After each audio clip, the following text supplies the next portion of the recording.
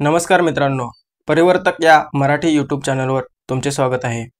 मित्रांनो, यावर्षी मराठवाड्यात झालेल्या पुरामुळे मराठवाड्यात खूप गंभीर परिस्थिती निर्माण झालेली आहे। नेहमी कोरडा दुष्काळ असणाऱ्या मराठवाड्यात यंदा ओला दुष्काळ पडला आहे।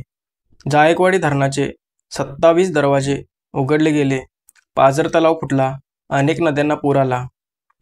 सोलापूरसह धाराशिव, बीड, नांदेड, परभणी अशा मराठवाड्यातील सर्वच जिल्ह्यांना पुराचा फटका बसलेला आहे। अचानक आलेल्या पुरामुळे लोकांना त्यांच्या घरातील धान्य, दागिने, भांडी आणि इतर सामान तिथेच टाकून विस्थापित व्हावे लागले। पुरातून बऱ्याच घरातील हे संसारोपयोगी साहित्य आणि सामान वाहून गेले। काही जणांना त्यांच्या घराच्या छतावरच रात्र काढावी लागली, तर काही जणांना घर सोडून दुसरीकडे विस्थापित व्हावे लागले। पीक, फळबागा यांचे अतोनात नुकसान झाले। अनेकांची जनावरे पुराच्या पाण्यातून वाहून गेलीत, तर अनेकांची अचानक आलेल्या पुरामुळे गोठ्यातच पाणी शिरल्यामुळे तिथेच दगावली। पीक जमिनी खरवडल्या गेल्या, जमिनीवर पुराचा गाळ, खडे येऊन साचले। त्यामुळे पुढील काळात शेतकऱ्यांना अशा जमिनीवर पिके घेण्यास अडचण होणार आहे। मराठवाड्यातील शेतकऱ्यांना अश्रू अनावर झालेले आहेत। पोटच्या पोरासारखी जपलेली पिकं, फळबागा त्यांनी गमावलेली आहेत। मित्रांनो, बंगालच्या उपसागरात निर्माण झालेल्या कमी दाबाच्या पट्ट्यामुळे मराठवाड्यात ही परिस्थिती निर्माण झाली असे म्हटले जाते। पण त्यामागे जागतिक तापमान वाढ तसेच हवामान बदल अशी कारणेही असू शकतात।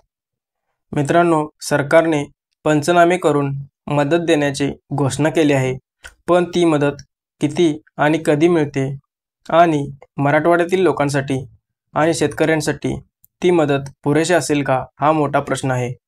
त्यातही सरकारने राज्यातील इतर भागातील म्हणजेच पश्चिम महाराष्ट्र आणि इतर ऊस उत्पादक शेतकऱ्यांच्या ऊस उत्पादनातील प्रति टन 15 रुपये कमी करून त्यातून मराठवाड्यातील शेतकऱ्यांना मदत देण्याची घोषणा केली आहे।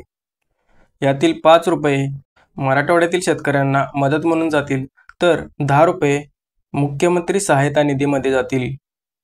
म्हणजे बघा मित्रांनो, मराठवाड्यातील शेतकऱ्यांना मदत देण्यासाठी सरकार इतर भागातील शेतकऱ्यांच्या उत्पादनातील पैशातून मदत देत आहे।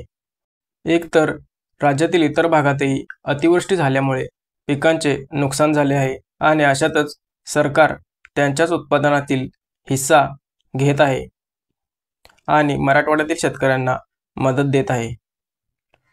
म्हणजे दोन्हीकडून सरकार शेतकऱ्यांनाच नाडत आहे।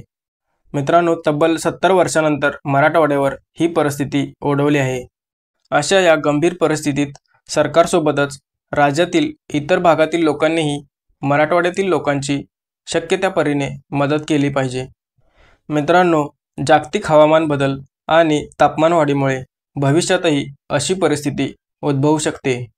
त्यामुळे भविष्यात जर अशी परिस्थिती निर्माण झाली तर त्यावर अगदी थोडक्या नुकसानात कशी मात करता येईल यावर उपाययोजना केल्या पाहिजेत।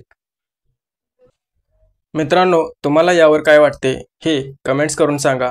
व्हिडिओ आवडला असेल तर लाईक करा, शेअर करा, तसेच यूट्यूब चॅनेलला सबस्क्राईब करा। धन्यवाद।